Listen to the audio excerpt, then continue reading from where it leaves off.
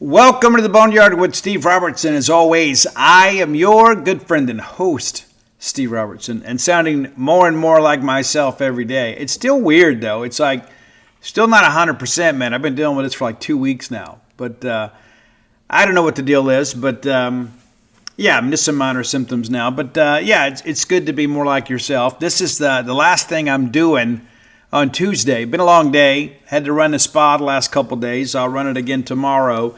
The bride is in Arkansas, loving on the grandkids. I think she was a little bit jealous about me having a chance to see them this weekend. But no, seriously, she deserves a break, and I'm happy to do it. The schedule works out where I'm able to do that, and that's part of being a partnership, right? Had some Boneyard listeners come and float. Gave away a few floats. You know, I joked about that on the show. I really wasn't joking. We gave away 3 on Twitter and 3 on Facebook. I think we actually ended up giving away 8. And so I had some of our students come and float today that were followers on Twitter and listeners of the Boneyard. I'd like to thank them both. Glad they had a great experience. You could have a great experience too. Visit TrueRest.com, get more information. We're about to begin some renovations too. About to add some new services. Met with the contractor today.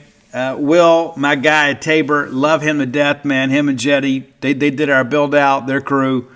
I can't say enough great things about those guys and the service that they presented to us. And so whenever we got to thinking about this new service, you know, we had to do some renovation. We're going to have to. There was only one call to make, and that was to Will, and I hit him up today, and I said, hey, you think you can come by here today or tomorrow? He's like, I can come right now. I'll be there in 10. Yeah, that's the quality of service. That's not even a paid solicitation. That's just neighbors taking care of neighbors, man. I can't say enough great things about Tabor and about Will and Jetty specifically. We had a dream. They made it become a reality. And so we're going to be bringing this thing called the Vitality Suite. So we're adding, we've got plenty of room. We're in the old frame shop there. And one of the reasons that I wanted that location is it gave us some room to expand when the time came. Well, business has been good. So we're going to be expanding our services. So the Vitality Suite, basically to sum it up, it's that conversion therapy, if you're familiar with that. So you get it like the dry sauna for like 10 minutes, and then you go get in the cold plunge for like 10 minutes, and then you go back, and you go back, and you go back, and you go back.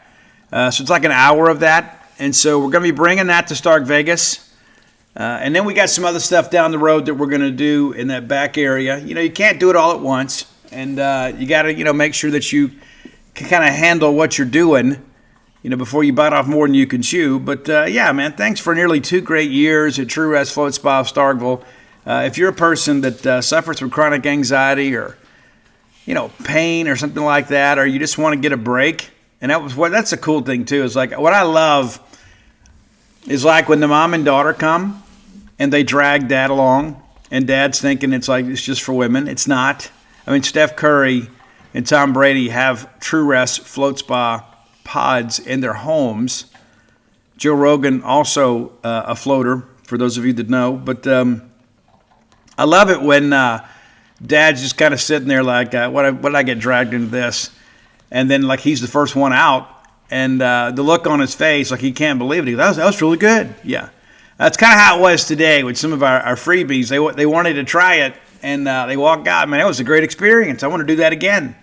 I think you will too. And there's a reason that I wanted to bring this to Starkville, and it was really for all of you.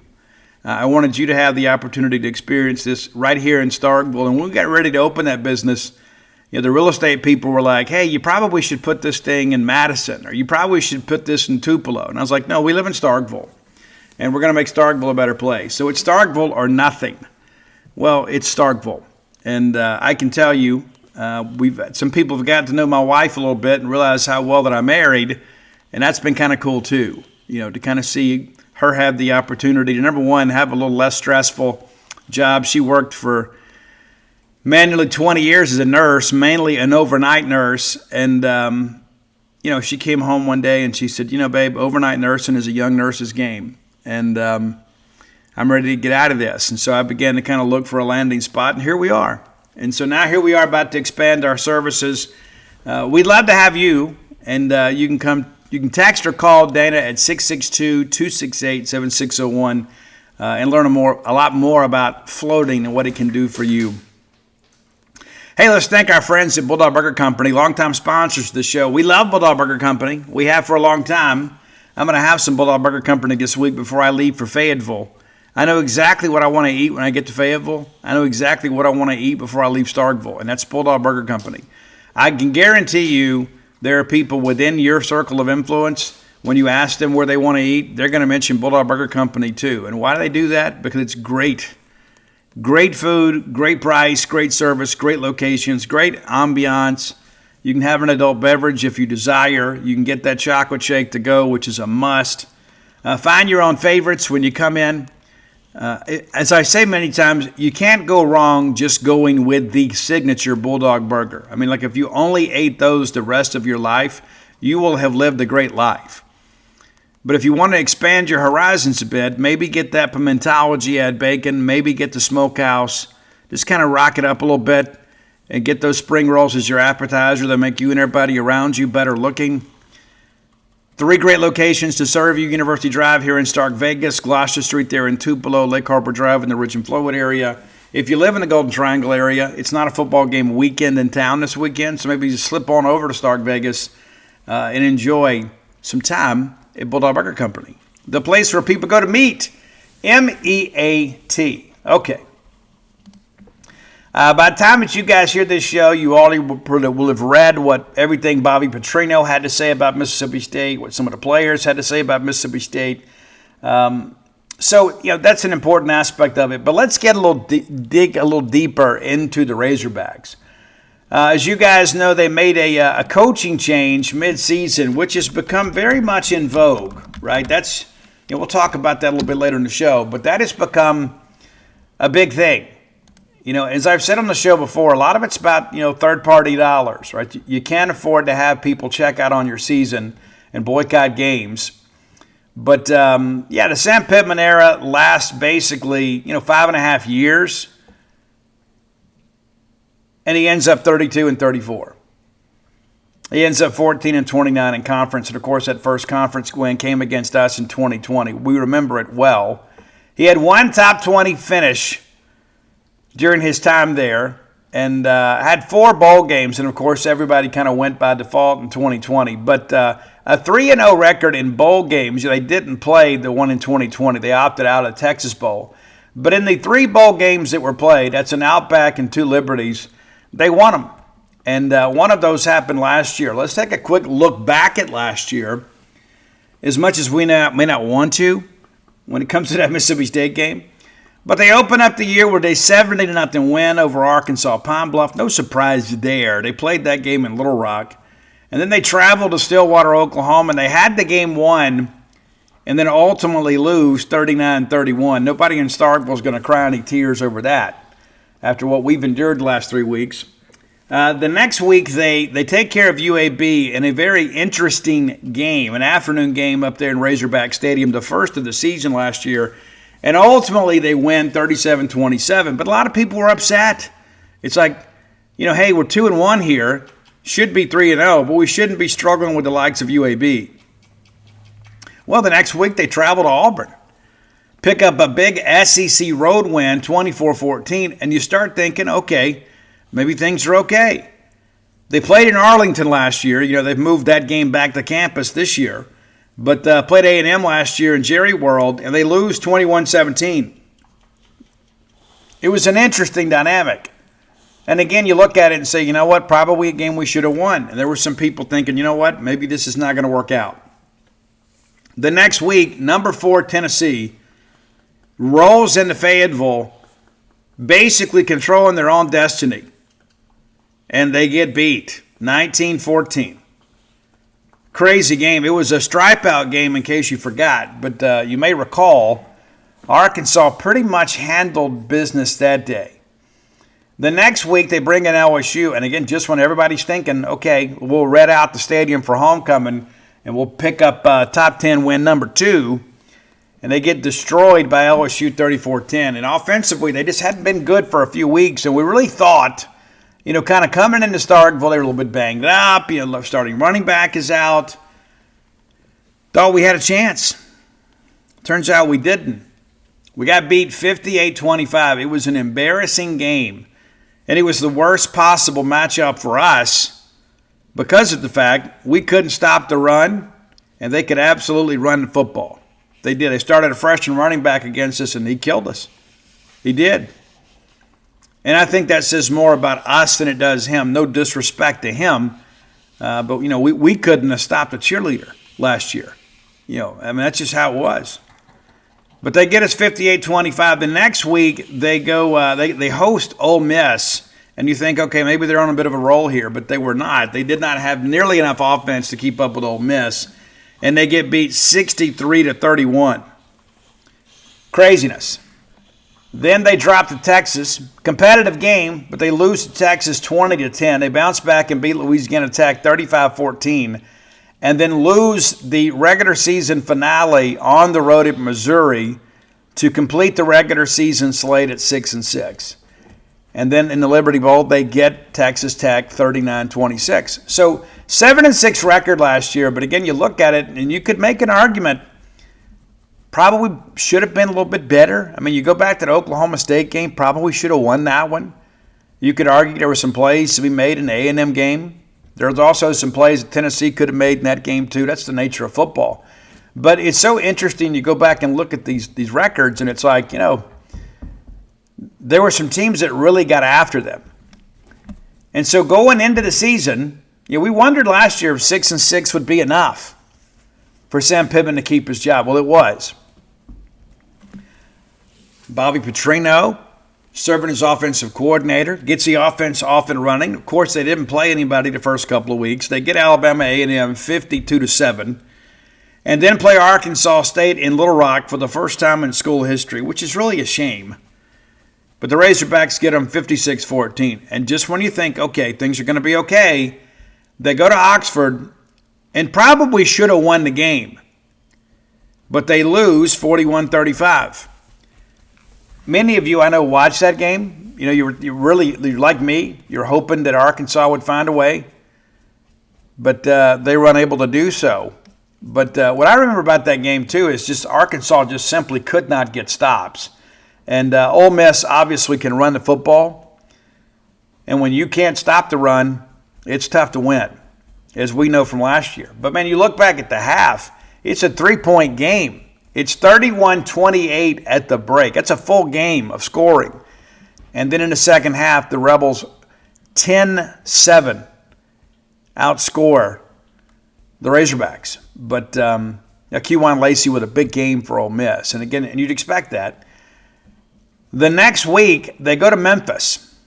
And Memphis wins that game, and it was a wild game. Like early off, it looked like, Arkansas is just going to run away with this thing. Memphis doesn't have the athletes to compete. It's 28-17 at the break. And then ultimately, Memphis gets it together and outscores them 15-3 in the second half to win the ball game 32-31.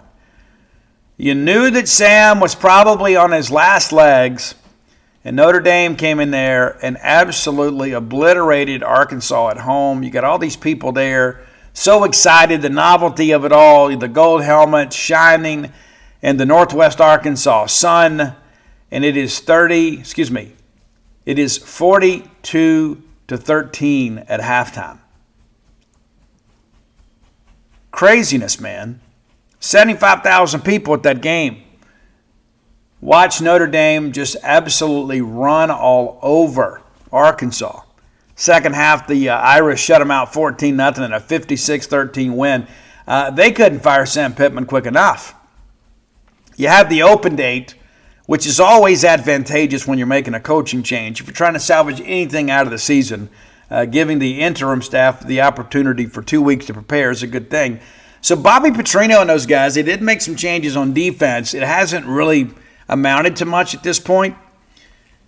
But the Arkansas offense goes into Neyland Stadium and nearly pulls this thing off. Tennessee wins it 34-31. I don't know that anybody expected Arkansas to score 31 points in that game. I didn't, but they did. The next week, they host Texas A&M and nearly win that one too. And they lose 45-42. But you just simply can't get stops. Last week against Auburn, they lose 33-24. But again, you look back at the break and you feel like, hey, maybe Arkansas is going to win. I actually picked Arkansas to win that game. I said, the way that Auburn has struggled offensively and the way that Arkansas has been able to score as of late, that seems like a smart pick. It's 21-10 at the break in favor of the Hogs, thanks in large part to a pick six. And then in the second half, it's all Tigers, 23-3, as they walk away 33-24 with an SEC win there. And so now it's Mississippi State. 3 o'clock kick, and kind of rounding this thing out, it doesn't get any easier, right? You're going to be at LSU. They'll be fired up to play, and they can run the football. Well, they can't, but that'll be an interesting game. But the fans will be out there because Brian Kelly is gone. Then you go to Texas and you host Missouri. That game with Missouri looks a little more intriguing with all the injuries at the quarterback position at Missouri. But, they've got to win out to be bowl eligible, and I just don't think that's going to happen. I think that's one of the reasons you make the change. It's going to happen. You don't need to have 25,000 people showing up and only 25,000 people buying a hot dog. You need to give people some hope, give them something to get excited about. And Sam, people love Sam up there. They did. It just didn't work out. It was a weird fit in the first place. It really was. All he'd ever done as a head coach was coach at junior college. First-year head coaches, man, first-time head coaches at this level, there's a learning curve. Truly. All right. As entered last week, that's the smallest home crowd that Arkansas has had this year. Still 69,000. So that's paid attendance. But we'll see. Scoring has not been a real problem for Arkansas. They're scoring almost 36 points a game, but they're allowing 33. And you go back and remember, the numbers in that respect are skewed because of those two non-conference wins early. In SEC play, it's been a little different. Even though they scored better as of late, they've earned 193 first downs. They've allowed 191. They've rushed for 1,640 yards. They've given up 1,551. You just don't expect to see those kinds of numbers. It's all very even, up and down. Passing yardage, they've given up 2,287. They've allowed 1,936. Almost 4,000 yards of offense, and they're giving up about 3,500. And I don't know what Alabama A&M did, but I suspect it wasn't much. But about 490 yards a game for and 435 against. Looking through these return numbers, those have not been great either. Matter of fact, of the kick returns, Arkansas has been more susceptible to giving up the bigger return than they generate. 186 yards for, 243 against on 8 kickoffs per. Punt returns, not been great. They're not allowing many punt returns, which is also interesting. That's good coaching more times than not. Kick return average for the Hogs is 23. Against is over 30. Maybe there's some plays that we can make in that respect too. They fumbled the ball 9 times, giving up 7. Their opponents have fumbled at 7, only allowed 2 of those turnovers. Penalties have been a problem for everybody. It has been. Arkansas averaging about 46 yards a game in penalties. Their opponents right at 50. Not too terrible, but the number has been big. And the timing of them has been big. They're averaging 44.6 yards a punt this year with a net average of 42 and a third. So kind of look at sacks. It always seems that we have some. Some of those are on Blake, some of those on the offensive line. But Arkansas, through 8 games, only 14 sacks. They've allowed 17. Field goal attempts, they're 8 of 10. Their opponent's 13 of 15. And a lot of that, too, is just, offensively, they've scored in chunk plays. There hadn't been a lot of methodical drives. They have been very good in the red zone, 30 of 32. 26 of those have been touchdowns. Hadn't missed a PAT this year. Their opponents 34 of 37 in the red zone too. But the majority of those have slightly been touchdowns, but 23 of them have been touchdowns. The other 11 have been field goals. Looking at the scoring by period, it's so interesting. We talked a little bit about A&M, about how great they were in the second quarter. Arkansas is as good. You go out there, you probe the first quarter, you see how they're going to defend you, you adjust based on what you see. The best scoring quarter for the Razorbacks has been the second, almost by double. There's 68 in the first quarter, 125 in the second. But what's really bogged them down is halftime adjustments. As teams have the opportunity to adjust, their worst quarter has been the third. Second worst has been the fourth. It's 91 points in the second half combined. The flip side of that is they've been outscored in the third quarter by 15 points. And so you kind of run this thing back a little bit, and you think about, it's important to get off to the good start, but it's important for us to get to the half with the lead. We did that last week and didn't win, though. That's the first thing everybody would say, and that's absolutely correct. Mike Washington has led this team 6.5 yards a carry, 5 touchdowns, averaging 89 yards a game. Taylon Green, who is still kind of working his way back from a knee ailment. I'm told that it's something that will probably stay with him throughout the rest of the regular season. He's had 90 attempts this year. That's second most on the team for 603 yards. So basically, he'll run some, but I don't expect to see a lot of design quarterback runs for him. He did not have a good running game last week. Braylon Russell, the freshman that kind of beat us up last year, he's had 47 carries this year for 255 yards. I suspect we'll see more of him this week. Outside of that, there's not a lot to speak of. Taylon Green is 152 of 243 attempts this year. He has thrown 18 touchdowns against 8 interceptions. Almost 2,200 yards this year. And as of late, he's been really good, and then he gets the knee banged up. And he is a guy, too, you can just tell on film last week, it wasn't just the running game. That was the fact that it was his ability to kind of push off as a passer. I'm sure they'll do some things this week, to try to simplify it for him. But we talk about this all the time. You never know what shape a team's going to be in by the time you play him. This is one of the reasons why we say that. Taylon Green, not 100%. Omega Blake, leading receiver on this team, 48 catches on the year, averaging 80 per game. Raylan Sharp is the guy that spoke with the media today. He's a transfer that came in, just a one-year rental type situation, 25 grabs for 343 yards and 3 touchdowns. It is interesting, though, how they spread the ball around. They've got 19 passing touchdowns, and that's been spread around, I guess, to 9 players. I think that's right. 1, 2, 3, 4, 5. Yeah, 9 players. So there's a lot of people that have a hand, especially in the red zone. One of the names you got to watch is Rohan Jones, tight end, another guy that transferred in. Just 12 catches, but guys, he's averaging 34 yards a catch. That's not only athletic ability, that's scheme. They want to use a tight end. That's been one of the Bobby Petrino staples over the years. Belima used him a lot too. So that's something you got to consider.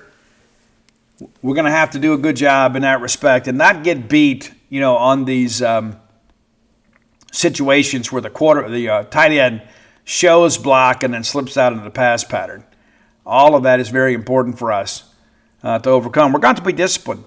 This is a dangerous team, and what I mean by that is they got nothing to lose. They got to win out to be bowl eligible. They're going to roll out all the stops. All right, defensively, again, they've had a lot of struggles, but there are some guys that have played well. Steven Dix Jr., who also spoke with the media today on Tuesday, tied for the team lead with 59 tackles. Xavier Sori is second. He is not a guy that's going to inspire you very much with his ability as a public speaker, but he is a very, very good player. Don't judge him by that.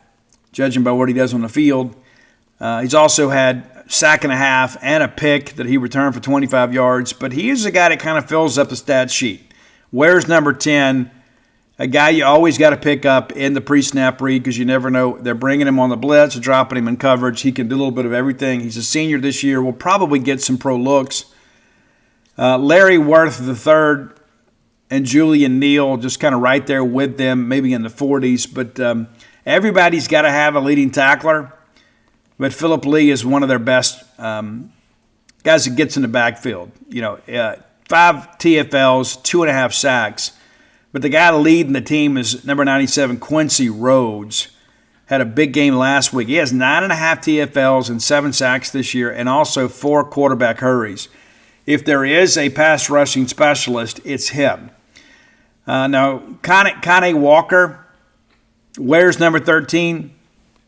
Guy gets his hands on a football. 9 pass breakups this year.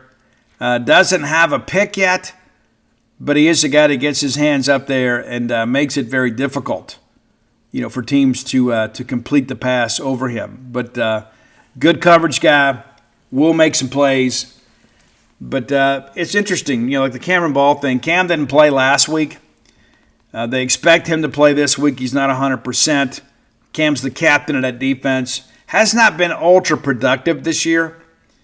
And so they had a freak accident last week that caused him to miss the Auburn game. And his status for this week was up in the air. Petrino did say midweek or on Monday that they do expect him to play.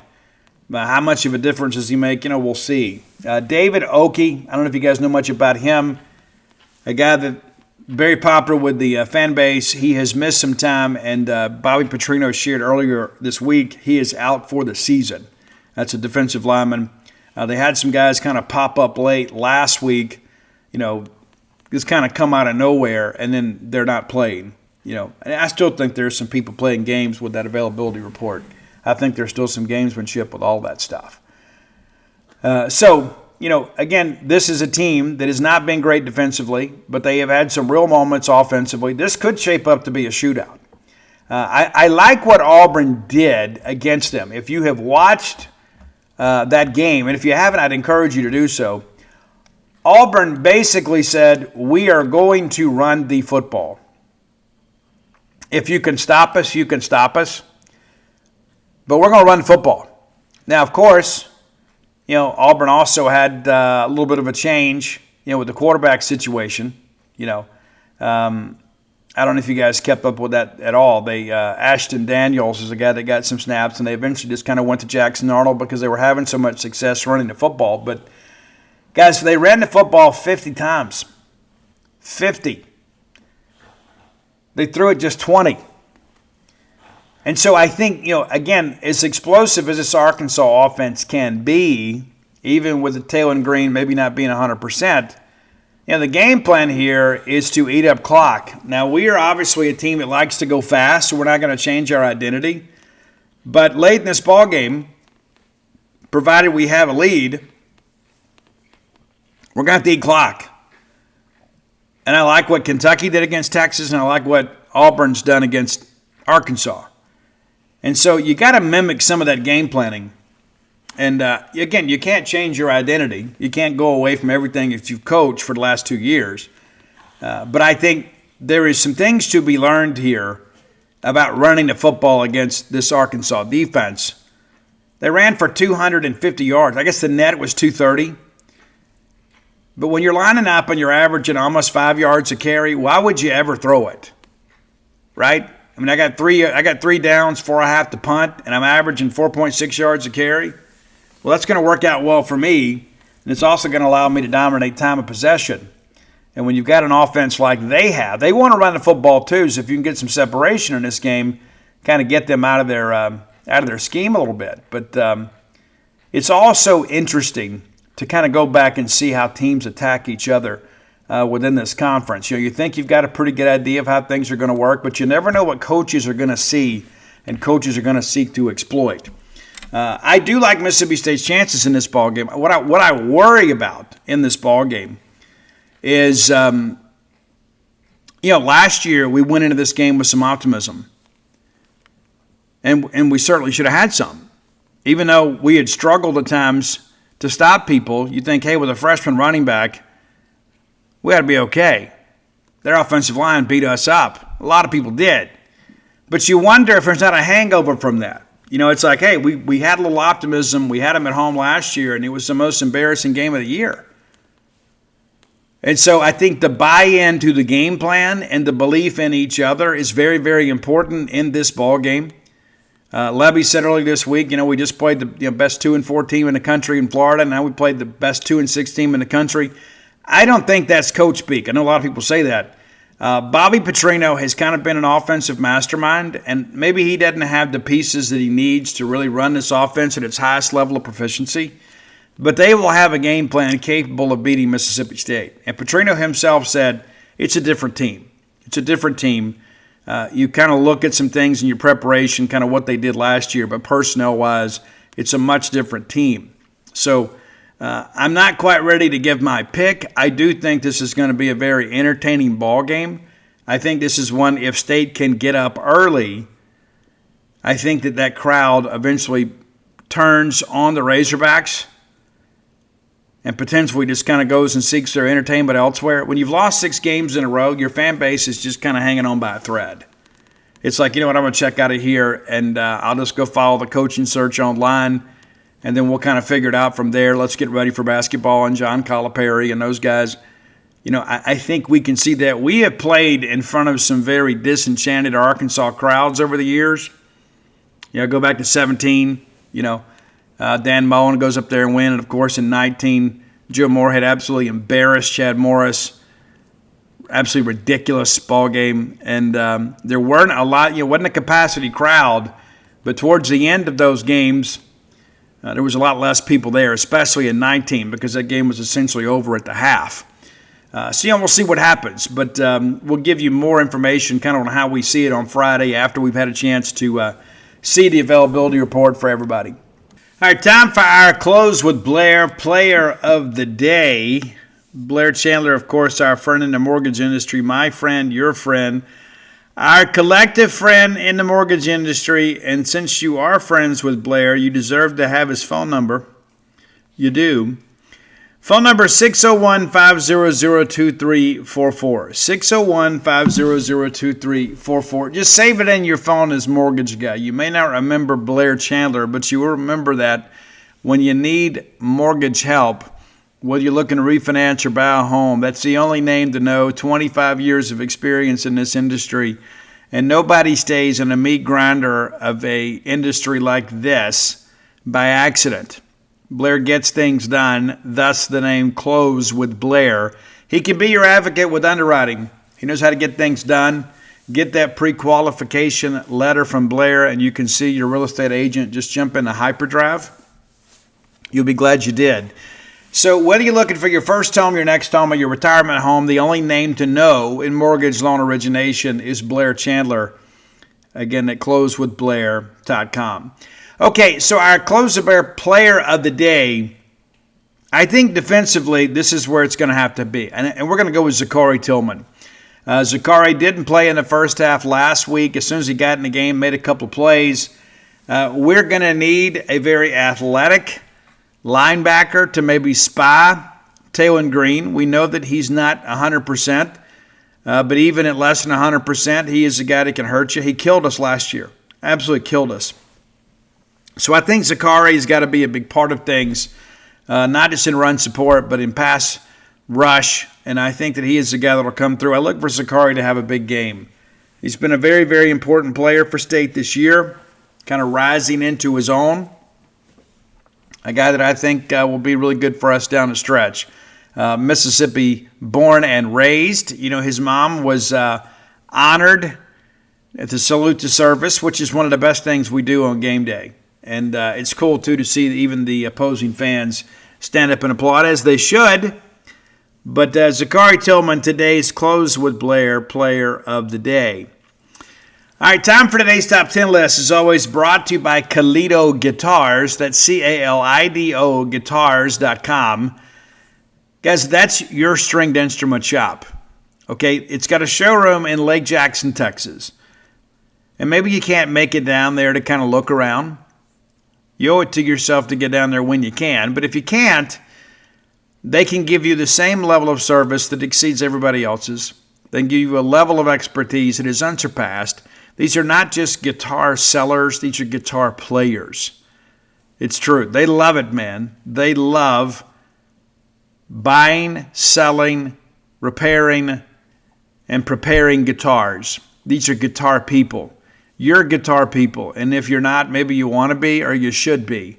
So if you've got a beginner player in your family and you're thinking about buying them a guitar for Christmas, look no further than Kalito Guitars. Get them a quality instrument, okay? Don't just go buy them just something to pluck around with. Get them a quality instrument, something they can be proud of. I'm very proud of my Steve Vai signature guitar that I have from Kalito Guitars. It's outstanding. I also got an incredible gig bag from them. So whether you're looking for instruments or you're looking for accessories, cases, gig bags, everything guitar or string instrument related you can find at Kalito Guitars. They're going to give you a great promo code too. You can use it in person. You can use it over the phone. You can use it online.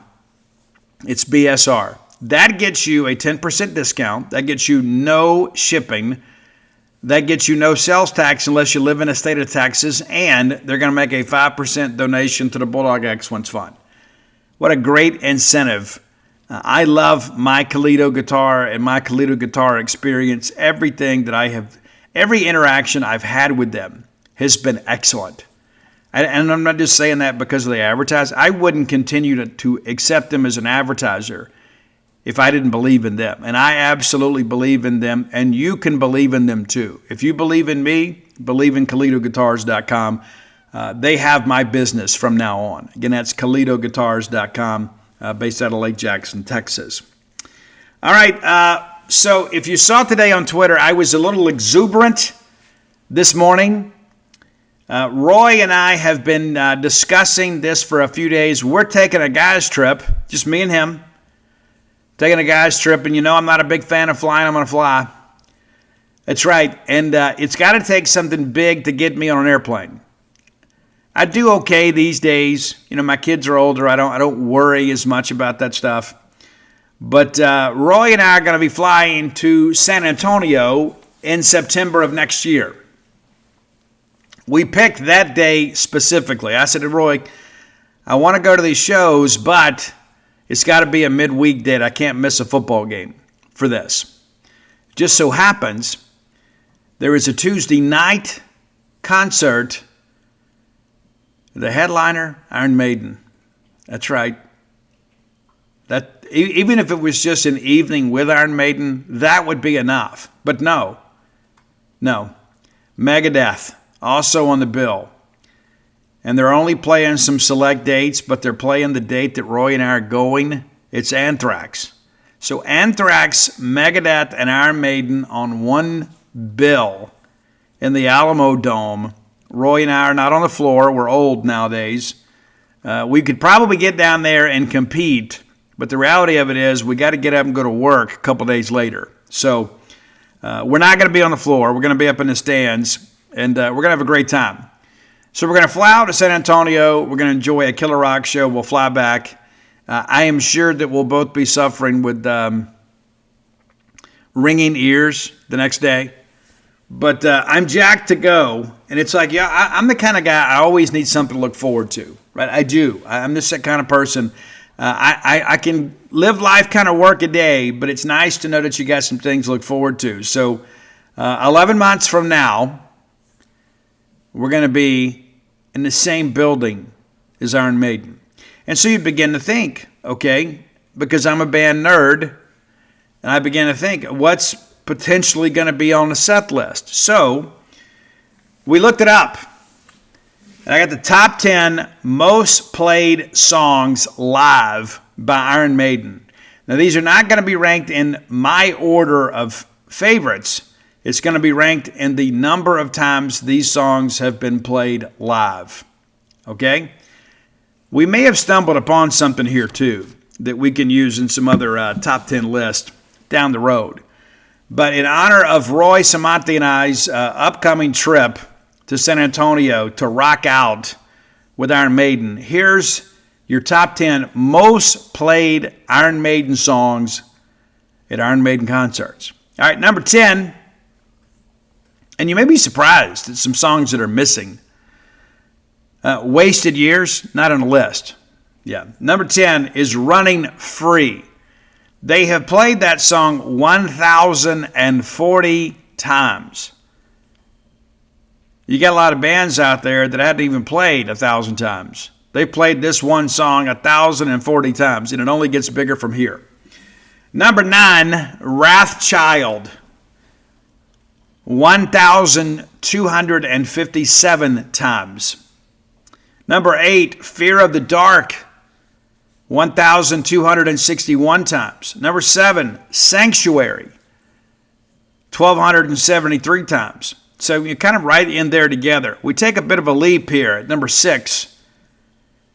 A song that a lot of Iron Maiden fans know well. It's 2 Minutes to Midnight, 1,420 times. You talk about legendary acts. There are few. There are few as legendary as Iron Maiden. Number 5, a song that everybody knows, and it's the title of the tour, Run to the Hills, 1,522 times. You know we're going to hear that. You know it. Number 4, I have this shirt. I wear it regularly. Probably pick up some more Iron Maiden gear before we go, because now I'm a member of the fan club, because we had to get that pre-sale code, right? It's the Trooper, 1,735 times. Number 3, Hallowed Be Thy Name, 1,931 times. And our top 2 are going to be over 2,000. You could probably already guess this next song. You may not know it ranks, but you know it. And this is going to upset some people. You know, this goes back to the years of the PMRC and all that crazy stuff too. It's the Number of the Beast, 2,030 times. It is not advocating, just so you guys know, for the Antichrist. But number 1, and this is a surprise to me, it truly is. I have not seen Iron Maiden live many times. What's interesting is this song was on the very first album when Bruce Dickinson, that's right, the legendary Bruce Dickinson, wasn't even with the band yet. But they have played their title track from their debut album, Iron Maiden, the track Iron Maiden, a whopping 2,434 times. Absolutely incredible, man. So, while we don't know the full set list, we've got a pretty good working idea of many of the songs that will probably comprise our evening. And Iron Maiden typically plays about 2 hours. I think the start time for the show is like 6:15, which means Anthrax will probably play for 45 minutes, Megadeth an hour, and then we'll get 2 hours of Iron Maiden. That's how I suspect it'll break down, because you wouldn't start at 6:15, because curfew is 10. So 6:15 for Anthrax, you know, so maybe 11, I guess. I don't know how they do it out in Texas. But I'm jacked to go, I can tell you that. Excited to go. 3 legendary bands on one bill, one amazing night. I wouldn't get on a plane for just anything. And you guys know this about me. You do. And I'm just going to pull this up too, because I put it out on Twitter and I had a few people hit me up like looking for dates. And, you know, Google's your friend. But I'm your friend too. So, you know, there's a bunch of European dates, as you guys are probably well aware. But they will make their U.S. debut in 26. If I can get over here. The tour kicks off. It started earlier this year in Budapest, Hungary. But I'm looking to see if they've got everything kind of updated. Yeah, so they'll be back. Let's see. We're getting over here into 26. They'll pick it up in Athens, Greece, May 23rd, if you're so inclined. And then a lot of dates, and then they cross over in the United States on September the 5th. September the 5th, they'll be in Harrison, not Arkansas, but in New Jersey, in Sports Illustrated Stadium, and Anthrax will be with them. That makes perfect sense, you know, Anthrax being from that area. So you got Boston on the 9th, Bristol on September 11th. Megadeth, it's just Megadeth. Again, Anthrax, I'm playing a couple dates. Bristol, Charlotte, that would be pretty cool too. That's in the PNC Pavilion. I mean, they're playing stadiums, man.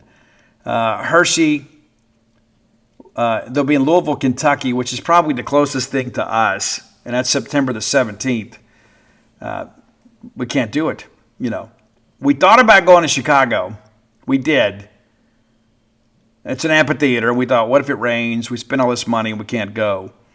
And then the last date before they dip out of the United States is us. They're going to go to L.A. and then on the 25th, and then the 29th, it's the Alamo Dome game, tournament, concert, festival, extravaganza. And Roy and I will be there. And it looks like Anthrax is only doing like 4 dates with them, and we're going to see them. Yeah, so great time to be Steve and Roy.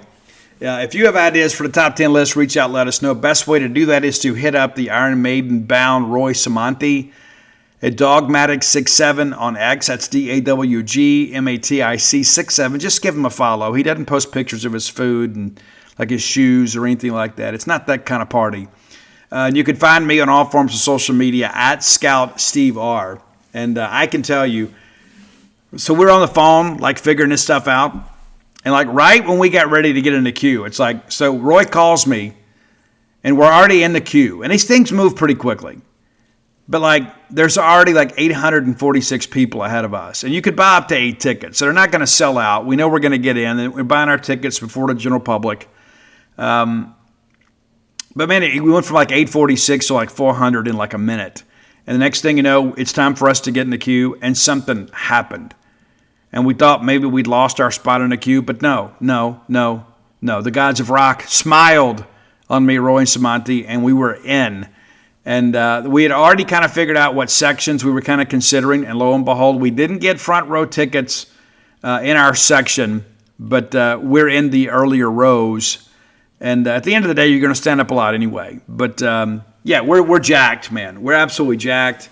And not only that, too. I mean, it's not just going to a great show. I mean, I'm going and doing something with my buddy, and the last couple of years running 2 businesses, it's been difficult to do that. And honestly, I really don't like going out without Dana. And part of that is just respect, right? Like I would not want her going out without me. That's not me being insecure. That's just kind of the reality of life. It's a respect thing. And like when she was travel nursing, man, I was at a rock show almost every weekend. And one day I just kind of got convicted of it. I was like, I wouldn't want her hanging out in bars around a lot of people that are intoxicated, especially when you look like me and people are going to shows and they want to meet the band, and I'm hanging out with the band and they think that I can help them out. And so you can kind of figure out it may not be the best of situations for a married guy. So I share that with you just because I haven't been to a show in a while, not a major show. I did go see our buddy Storage 24 down at Hal & Mal's here a couple months ago. Had a great time with those guys. Loved those guys to death, man. Matt, Fred, the whole crew, loved those guys. And they've been playing some pretty cool dates here as of late, doing some travel. And excited for them. But, this is the first, huge concert. And I'm thinking about some dates. I got to figure this thing out. They're probably going to go pretty quickly. Like Bad Omens is going out with Beartooth and this new president. I'm not a huge fan of that, but Bad Omens, I love them. I've seen Beartooth. I've seen Bad Omens. So I don't know if we're going to make them this time, but Bring Me the Horizons coming to the U.S. in 2026 too. So we might be able to make that happen too. So all those things are important, and I think whether you like rock music or not, or you like rap music or R&B or country, whatever your bag is, you need to get out and go see your favorite bands before they stop touring. That was one of the things I told Dana. I said, listen, I know you have absolutely no desire to go see Anthrax, Megadeth, and Iron Maiden. I know this. But I don't know how long these guys are going to tour.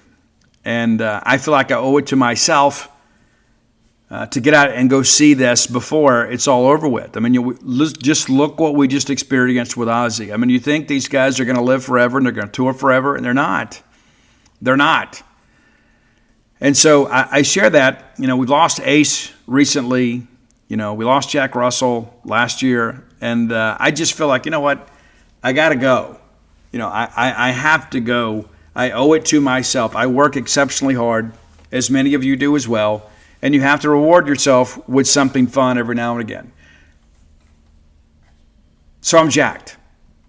And you should be too. All right, next segment of the show brought to you by Campus Bookmart, a Starkvillian institution. Man, we love Campus Bookmart. And why? Because there's so much in there we want to possess. Yeah. We can't get enough Mississippi State merch. Mom, don't overcomplicate it. Don't overthink it. Buy all the Bulldogs in your family new Mississippi State merchandise. That's how you ensure that you're going to have some smiling faces on Christmas morning. Everybody wants new Christmas stuff. Everybody wants new Mississippi State merch. Whether it's apparel, gift ideas, everything you need to detail out your fan cave, you can find it at Campus Bookmart. Stop by and see their smiling faces next time you're in town. If you can't make it to town, visit them on the World Wide Web at campusbookmart.net. And by being a loyal Boneyard listener, we'll give you a phrase that pays, and that is BSR. That gets you free shipping on all orders over $75. Any order less than $75, absolutely incomplete. All right, we discussed this on the Sunday night / Monday morning show. We expected a big week in Mississippi State recruiting. It's not done yet, but it's been an eventful week already as Mississippi State has added 4 new commitments, and all of these guys are outstanding players. Rocco Maniscalco, you guys know that name well. Yes, that's the son of former Mississippi State shortstop Matthew Manny Maniscalco. And as I text Manny early this week, I was like, dude, you were a Friday night ace for naming this kid Rocco. He is reclassed from the 2027 class for the 2026. Now, for 2027, he was projected by many to be the top shortstop in the 27 class. He is reclassed. He is 16 years and 5 months old. A lot of people wonder if he's going to come to school. He'll see how the draft goes, but at that young age, there are varying opinions on, is he ready for the minor leagues? Well, I guess we'll find out. This time next year, he'll only be 17 and a half. But the mocks right now are not maybe very kind to him, and I think maybe they haven't caught up just yet.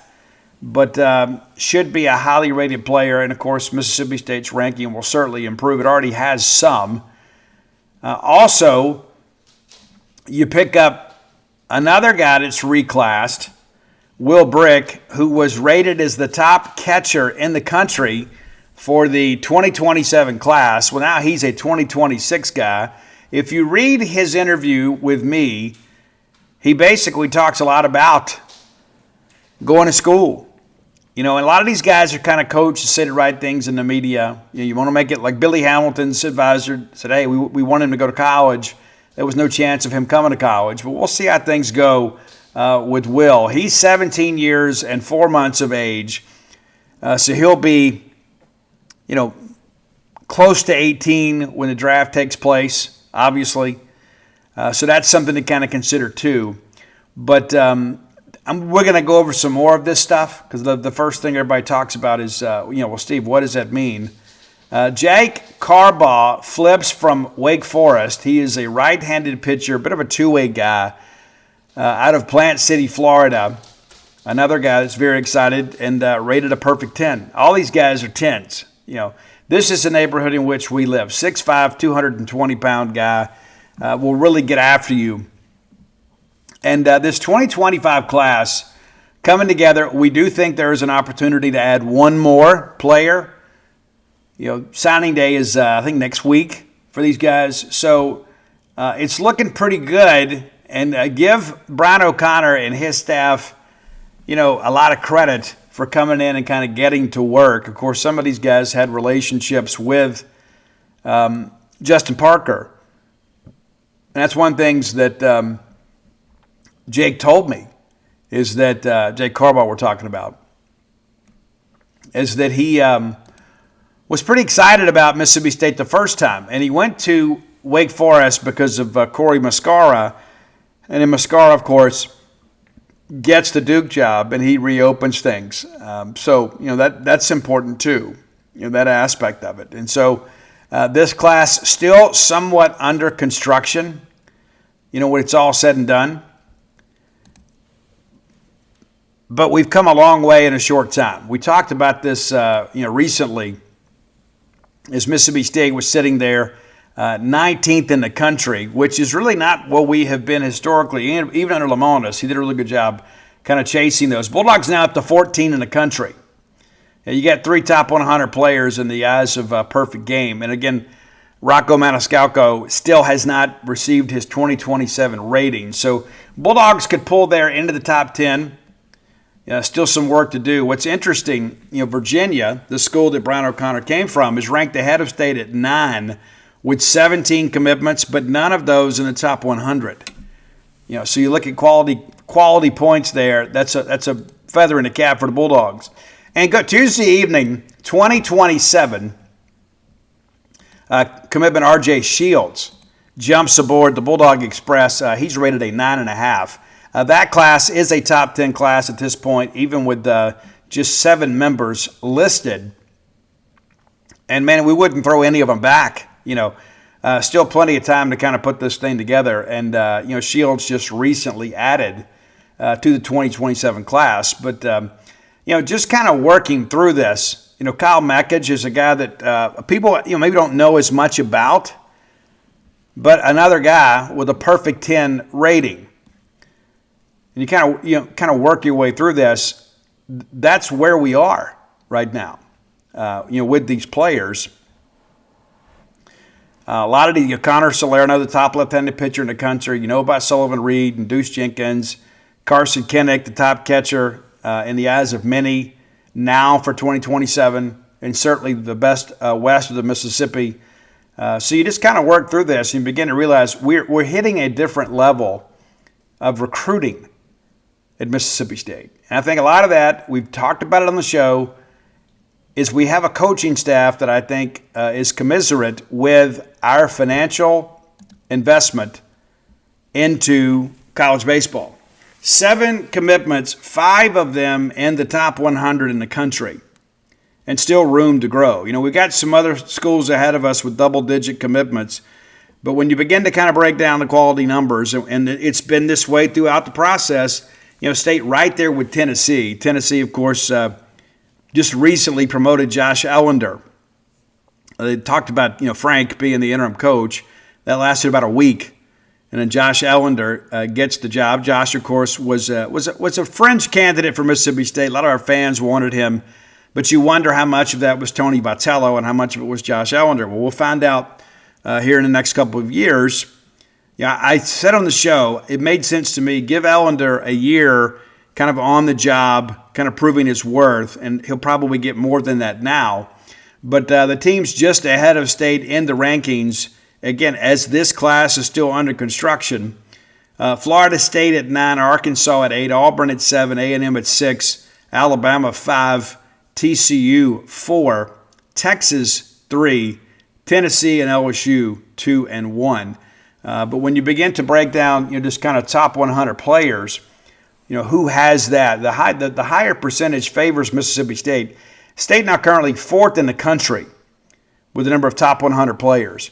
And what's interesting to me about that is the first thing, again, we have a very self-loathing and self-deprecating portion of our fan base that finds fault in every little bit of good news.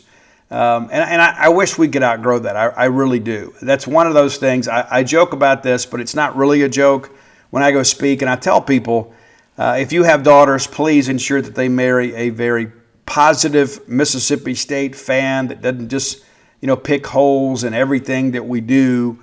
Anybody we got lucky. Any game we won, we get lucky. We don't need that negativity in your life. You don't. And so the first thing that, we start celebrating these commitments, and people are like, well, hey, how many of these guys are actually going to make it to school, Steve? Well, based on what we have done historically and what Brian O'Connor has done historically, well, I would say a lot of them. A lot of them are going to come to school. And I think that's an important aspect to kind of consider. When you go back and look at Mississippi State's class from 2025, and you got to swing for the fences. I mean, that's the neighborhood we live in. You're going to have players that are committed, even with the new recruiting rules, that are going to have interest from professional baseball. You sign as many of those guys as you can get, and then maybe half of them come to school. But like you look at last year, guys, we lost 2. We lost JoJo Parker and Landon Harmon. That's it. Everybody else makes it to school, including Jag Bauer and including Jacob Parker, who was drafted and bypassed on signing to come to school. You look the year before, right? I mean, the signing class of 2024. You lost two. You lost Dante Nori and Conrad Kaysen. And, of course, Conrad goes late in the 8th round. I mean, late for a high school guy. Anybody in the top 10. Everybody else came to school. Everybody else came to school. Right? So, again, a big class, and you lose two. You go back to 2023. You lost three. You lost two. You lost Colin Hoke in the first round to the Mets, and you lost Aiden Smith in the 4th round to Seattle. So you lost two. And Dane Burns, drafted, elects to turn down money to come to school. And so this is not just a Brian O'Connor phenomenon. You know, we are at Mississippi State baseball. You go back and look at the class of 2022, you lost one player. That's it. You lose one guy, Jet Williams, who finally made it to AAA. Finally. He was kind of like bouncing around AA for the longest time. Let's go back to 2021. You lose 3 players in that class. That's it. That's it. 3 players. And so, I guess 4, because Tyler Montiel went. Yeah, so 4 guys. And so that was kind of a banner year. But again, that's back under the old rules when you're committing guys in like the 9th and 10th grade. I mean, the rules have changed now. You can't offer those guys until August 1st of their junior year. Let's go back to 2020. You lose Blaze Jordan and you lose Austin Hendrick. But everybody else comes to school. And so I share that with you just because of the fact that I want to provide some facts rather than just people's opinions. Because again, there is no end to the constant criticism from the self-loathing side of our fan base. Well, there's no point getting excited. You tell yourself whatever you need to feel happy or to feel miserable. It makes no difference to me. But by and large, we average losing 2 high school signees a year. That's what we've done for the better part of a decade. And so, yes, the majority of these guys will come to school. And many of you have asked me on Facebook and Twitter, and I thought, you know what, rather than me go and answer everybody's individual question, let's just do it on a boneyard. And so you begin to ask yourself, and again, granted, I don't know these guys as well as I do the Mississippi State guys. But let's look back at the Virginia, because I tell you, I've had so many people in Major League Baseball, when we hired Brian O'Connor, they said, man, that is the toughest sign in the country. I said, what do you mean? They said O'Connor's kids typically come to school. That's the thing that's very frustrating for them. It's like, you love a guy, but he's committed to Virginia, and he goes to school. All right, so let's go back and look at the 25 class. We'll just kind of jump at that. Guys, Brian O'Connor's group lost one guy. One guy. Little Becker, right? That's it. That's it. And you got to wonder if O'Connor was still there, does that happen? All right, again, you look at the 2024 class, and again, I don't know these guys as well, but James Nunnally got drafted in the 14th round. You know what? He's probably going to be your starting center fielder. It's true. And then you got 4 other guys that signed. Trey Gregory Alford was a bit of a surprise, drafted in the 11th round. But Luke Dickerson was a second rounder. Bryce Mekich, a second rounder. And you know what? His brother Kyle committed to Mississippi State right now. And so we can detail this out as much as you guys want to. Look at 2023 class. One guy. You lose one guy if you're Brian O'Connor in 2023. It just doesn't work out the way that a lot of people think. Go back to 2022, the Virginia class. You had several guys that were drafted in this class. Henry Godbout was one of them. But that's in a 2025 draft, right? And so you look at this group, the 2022 class, And all these guys went to camp. All these guys went to school, and then 4 of them signed in the 2025 draft. I mean, it's kind of crazy when you look at that aspect of it, right? It's true. Let's go back a couple more classes just because I want to drill this home.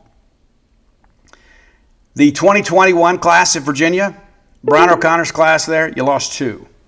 Yeah, you lost 2. And then you had 3 more that came to school that went in the top 12 rounds in their respective drafts, including Jay Woolfolk, who pitched against us. You know, had some other guys go a little bit later. But, Griff O'Farrell, remember him? Ended up being a first rounder. And so I just kind of point this out to show that Mississippi State historically has gotten high school guys to school, as has Brian O'Connor at Virginia. And so I wanted to kind of take some time because I don't want to have to answer these questions every single time that we get a high-profile high school recruit. What's chances he come to school? Well, pretty good. Yeah. Matter of fact, really good when you begin to consider the Brian O'Connor-Mississippi State combo.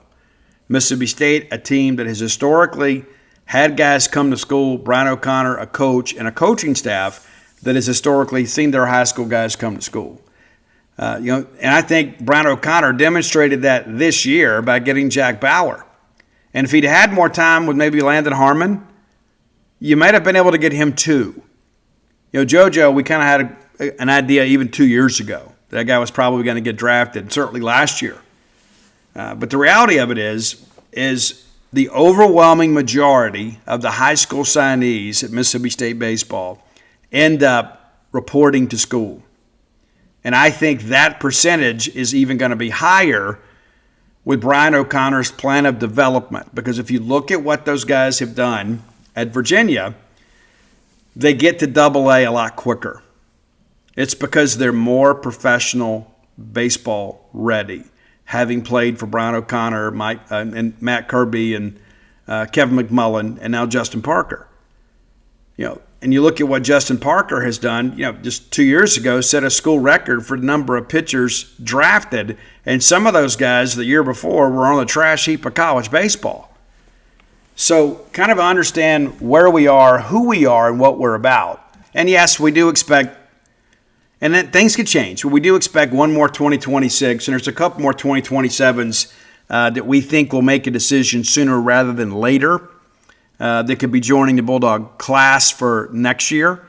And so that's one of those things to consider too. Those guys are always working, and it's been a lot of fun.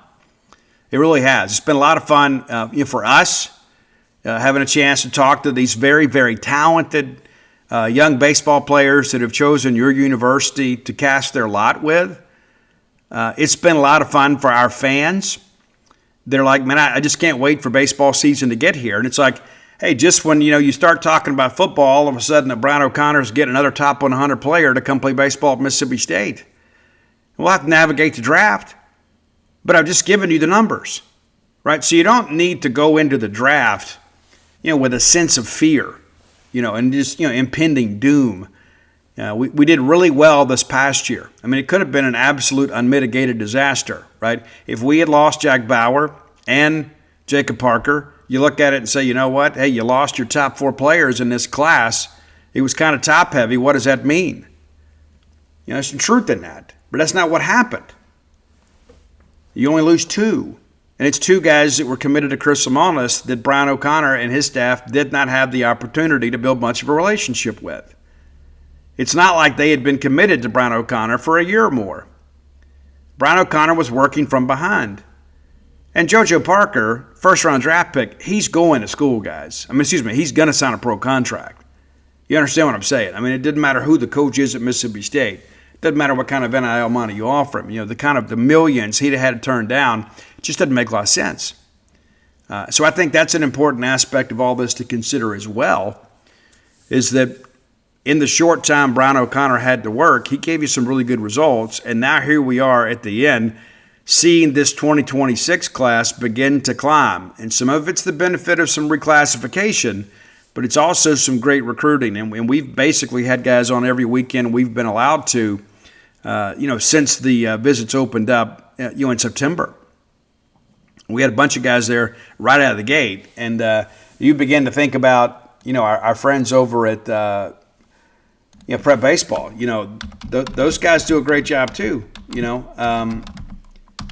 And I'm looking this up right now too, just because I think it's important, for you guys to know as we kind of work through this. It's prep baseball report. That's where we are. But you look at this. If we can get over there and get toggled over there, you go back and you think about the 2025 class. All right, so according to these guys, some of the top players in the state were headed to Mississippi State. Jacob Parker, Joseph Parker, Landon Harmon, Maddox Miller, obviously. Probably a sleeper for you guys. Tanner Bellevue, we got it. We expect it to be very involved this year. What a great year in Mississippi last year. But, we signed some of the best players in the state of Mississippi despite the fact that we made a coaching change. All of that I think is important to kind of understand too. You forget that aspect of it. This time last year, Chris Simonis was our coach. And listen, Chris did a good job, recruiting at Mississippi State. But you flip over here to the 2026 group, it's just not a great year. 2025 wasn't great. 2026 was really not great. We don't even have a single commitment from the state of Mississippi for the 2026 class. We don't need to take a guy just to take a guy. A lot of people believe, that Eric Booth Jr. Out of Oak Grove and Kevin Roberts and Jackson Prep are the top two players in the state, and both of them are headed out of state. And you know what? That's okay. I think there's a good chance that at least one of those guys signs a pro deal. And, again, that kind of plays into your point about, guys not coming to school. But when you look at what's happened here in 2027 already, right? And you look at Deuce Jenkins and you look at Sully Reed, you look at Fisher Howell, and all of a sudden you start getting excited about what you've already done in-state. It's a pretty impressive thing, and I think that's one of the things that you have to kind of consider too, is Brian O'Connor didn't have a ton of time to put this thing together. He hadn't had the benefit of having these guys in camp and then building a relationship. And then when you're legally allowed to offer them, then you begin to kind of push and say, okay, this is what matters, So I think we're in a great position. I truly do. And I think it's something worthy of your excitement. But at the end of the day, it's not, signing day is important, but it's a means to a bigger end. And that's to putting a quality program on the field. And I spoke to a former Mississippi State coach that has his name on a stadium here in Starkville. And he's not one to really just kind of talk about these kinds of things. We were kind of lamenting a little bit about the loss in football.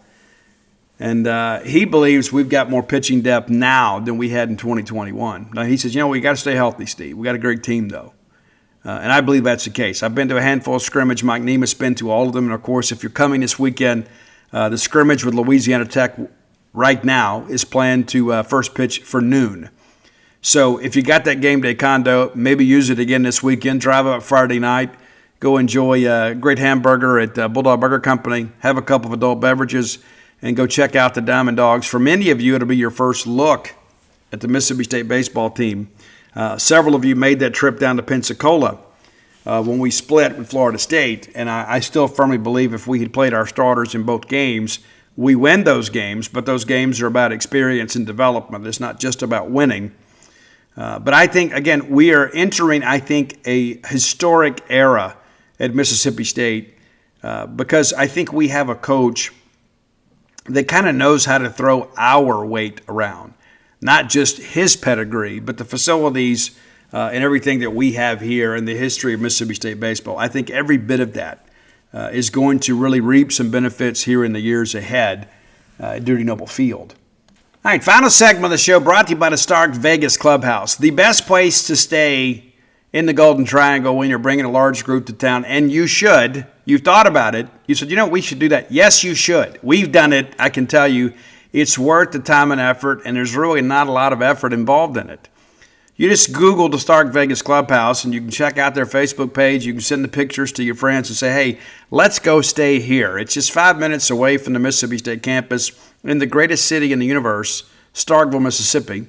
That's true. You know it. And you've always thought about it. Wouldn't it be great to have everybody under one roof? You know, that's the thing that I think about. The older my kids get, the older my grandkids get, the more that matters. I don't know how many opportunities we're going to have to get everybody together. You know, we're pretty scattered. It's true. You know, maybe you guys all live all under each other. We don't. I got kids in 4 states. And so maybe your life is a little bit like mine, but even if it's not, the chance to get everybody under one roof, like you did when you were kids, you know, maybe the family has outgrown mom's house, and it's a little more comfortable to go stay at a place like this. You can make her dream come true, too. She's already thinking about making those cinnamon rolls for Saturday morning breakfast. She'd love to do that for you. She would. She'd love it. You know, Dad would love to go up there and grab the pizza for you. You know, those are the things you got to think about, right?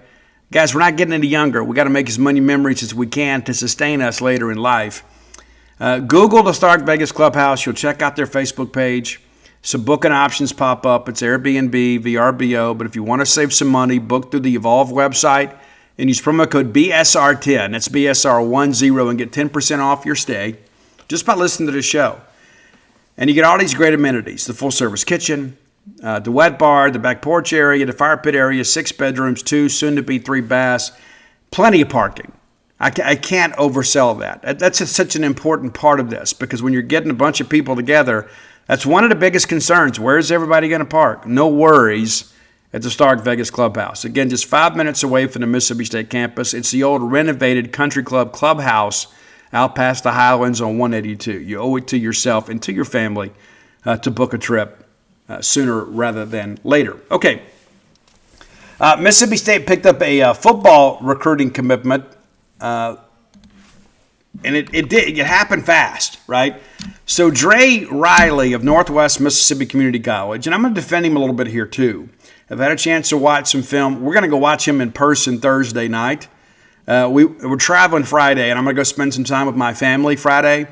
So I was already thinking I wanted to go to a JUCO game because I don't like missing. You only get so many opportunities to go cover games and evaluate players and get pictures and that kind of stuff. And I said, we want to go to a JUCO game. Well, lo and behold, we get a JUCO commitment. And that's Dre Riley, originally from Charleston, Mississippi. And he is a guy that had some buzz coming out as a high school player, and has kind of reinvented himself a little bit at safety. Really throws himself around a little bit. Got the offer on, today's the 29th. Well, I guess we've already flipped the calendar here. So today is Wednesday. Got the offer on Sunday or Monday, and then commits on Tuesday. Or got the offer Sunday, committed on Monday. Either way, the bottom line is this. In about 24 hours' time, when Mississippi State said, Dre, we'd love for you to be a Bulldog, he goes, okay. Now, you look at his offer list, it doesn't really just jump out at you. He's got 19 offers. And you say, well, Steve, that's a lot. Well, it's mainly G5, right? He had already taken official visits to Charlotte and East Carolina. He had Arizona and Utah dates in the works, but offers also from Arkansas State, Florida Atlantic, Grambling, Hampton, Kennesaw State, Louisiana Monroe, Marshall, Mercer, North Carolina Central, North Texas, Old Dominion, Prairie View, Southern Miss, Texas State, Troy, UTSA. So some really solid G5 programs in there, but State is the only Power 4 offer. And so, yeah, there's a lot of people that say, you know what, hey, Steve, we're not that smart. You know what, and maybe we're not. But here's the thing, and I don't know if you've looked at this, and I think this is an important thing to consider. You got to think about what are our emerging needs for the 2026 roster. And this is what you listen to the show for, right? Guys, we're going to have to go out and probably get 3 to 4 older safeties because of what we're losing this year. You know, I don't know what Tony Mitchell's going to do. I don't. But, you know, Jerron Manning, not going to be here next year. Brian Lanier, unless something crazy happens, not going to be here next year. Not to mention he's put some really good things on tape. And so even if he's granted an additional year, he may elect to go ahead and make a move. That's an important thing to consider too. Hunter Washington, not going to be here next year. And so I don't know, and like that's what we have to do. We have to kind of forecast that, but most importantly, your staff has to think in those terms. So the question that I ask you is, if we got to go out and get 3 or 4 safeties, like what if Isaac Smith goes pro? Now, granted, he plays star, which is basically the rover, listed as a safety, attends some linebacker meetings, but that's something to consider. You know, Stonka Burnside's redshirting this year. Does Stonka decide to go back on offense? Does he decide to get in the portal? You don't know. You just don't know. You got some younger guys you feel good about, you know, the guys that you're going to bring along, you know, but the guys that are getting most of the reps at safety, not going to be here next year. And so, number one, how expensive would it be for Mississippi State to have to go get, let's say, 3 to 4 safeties out of the portal? And what are the chances you can get 4 quality safeties out of the portal? I'd say slim and none, because you traditionally only play 2 to 3, depending on the alignment. And so there's guys going to be like, I'm not going to go sign with you guys. You're signing 4 safeties. You're going to play 3. Somebody's going to be a backup. I can guarantee to go start here. And so I think by taking Dre, number one, it's not as expensive. And this is a guy who wants to be at Mississippi State. But also, too, I think it eases the pressure a little bit on the portal recruiting aspect of trying to go out and fulfill these safety spots that they're going to be vacated by some very talented players. And so now you can kind of roll some of that money over and maybe be a little more competitive and say, yeah, hey, we signed a JUCO guy. We expect him to be a depth guy this year and potentially be a starter in 2027. As a guy that could be a rotation guy for us. And he is a good player. And I'll go see him play in person. Now that we've had a chance to watch him a little bit, I feel a little bit better about the take. But I think when you look at the totality of roster construction for Mississippi State for next year, this makes a lot of sense. This is not, we took some JUCO guys last year for depth because we didn't have any. And some of those guys got in here and they weren't good, and we processed them on out. Not going to have the ability to do that this year without a spring portal, right? So you've got to be smart in what you do. I think this is a smart move. Do I expect him to come in and start next year? No, I don't. And if he does, hey, great for him. But I do think he is a guy that is a very good cover safety. And he is a guy that flies around, comes up and run support. He's not Ronnie Lott, okay? He's not. But if this is a guy that can work in the rotation, and you think about last year, like, when we took Javen Williams, people were like, big deal guy from Kennesaw State. Guy's played well for us. He has. So if we get that out of him, I think you feel really good about that. And so we'll have a full report on him on Friday after watching him Thursday night against Itawamba. And I'm eager to get there, And I don't like to waste a football week. We went to 3 football games last week, counting Mississippi State's game. Went to, let's see, who did we see? It was Ridgeland, and memory's fading because I'm getting old.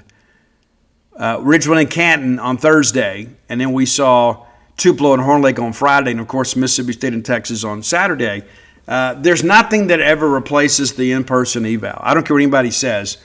Unless you can watch full game tape, you got to go see him play in person. In addition to that, too, the game tape and the highlight video are going to miss what he's doing on the sidelines in between possessions. What is he doing when his team is getting their butt whipped? Is he just sitting over there pouting to himself, thinking about, what's happening after the ball game, what fast food place is going to be open? You're not going to see that on a highlight video.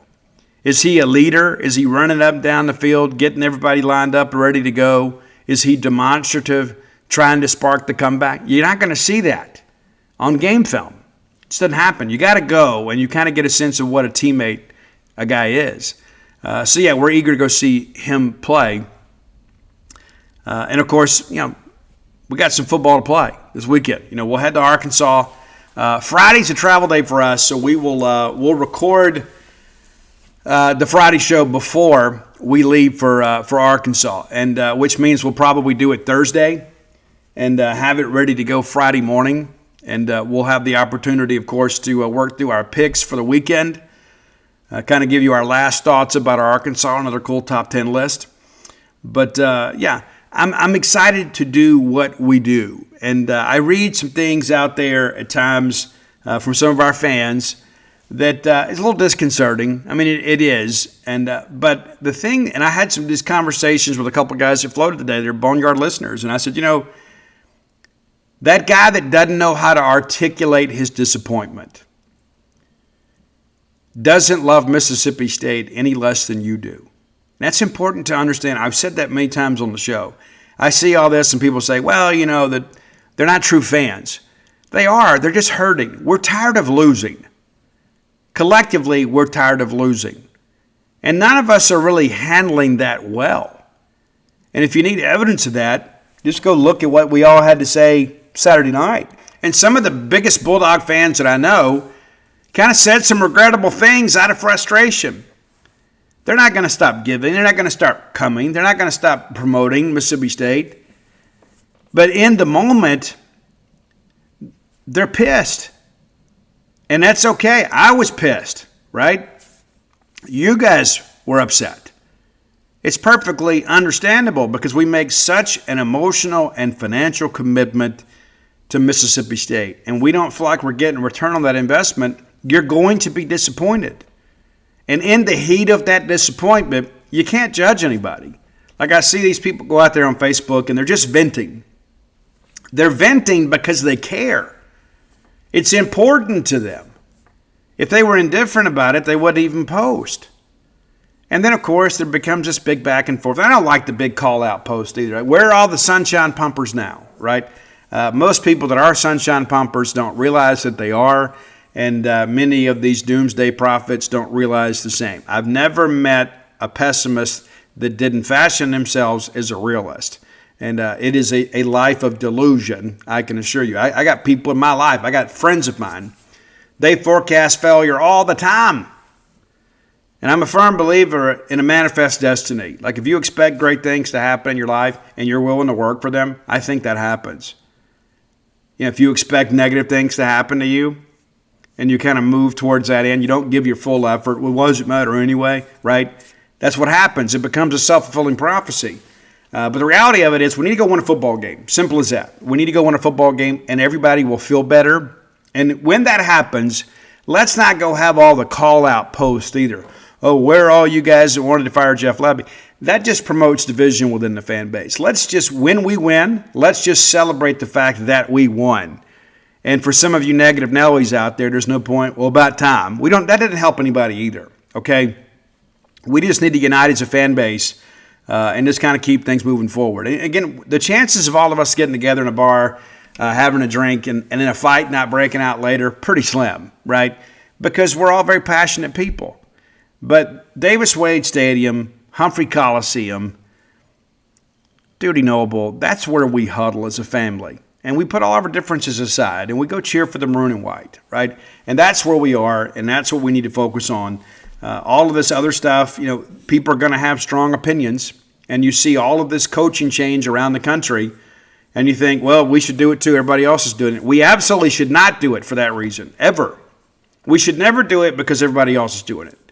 And as I've said on this show for weeks now, this would not be a good coaching cycle for Mississippi State. Number one, not a lot of great coaches out there, right?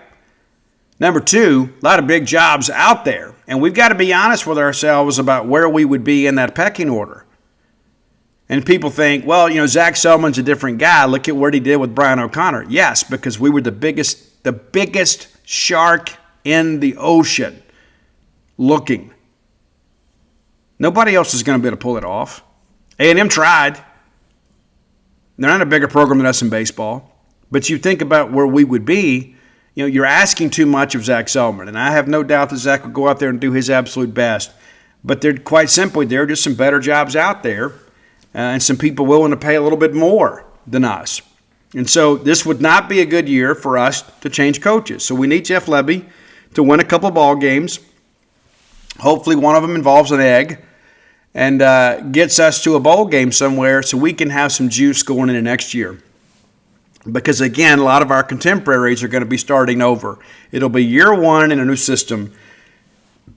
for us, it'll be year 3. This portal class is huge for us, but the reality of it is, and again, we could see some of this stuff happen. And I think this Sunday, there's a good chance you see some more openings, right?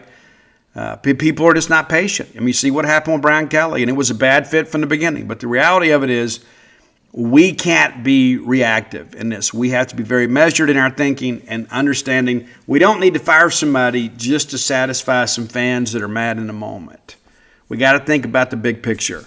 Yes, we are improving as a team. And as I said on Monday's show, the sad part about that is that our record should probably be 7-1 at worst 6-2, and here we sit at 4-4, kind of sweating this thing out, feeling like we're running out of games. Listen, I feel it too. I want to make I don't care if it's Liberty Bowl. I don't care. I just want to have the opportunity to have a winning season this year. I know you guys want the same thing. Nothing says progress more than snapping that SEC losing streak, getting an egg back, and getting into the postseason and ultimately winning a bowl game, right? All of those things are important, and they're all still in front of us. So let's focus on that. If you hadn't done so, go to DutyNobleBook.com. You can get signed copies of all of my sports titles, plus When the Bottom Falls, the personal memoir. Christmas is coming up. It makes a great gift. And, of course, if you've got that smart aleck Ole Miss brother-in-law, you can get a signed copy of Flim Flam, and you and I can play Grinch at Christmas. And we've already talked to you about True Rest. And come join us over at genespage.com. Until next time, let's all live our lives in a way we make more friends than enemies, and people can see a difference in the way we live.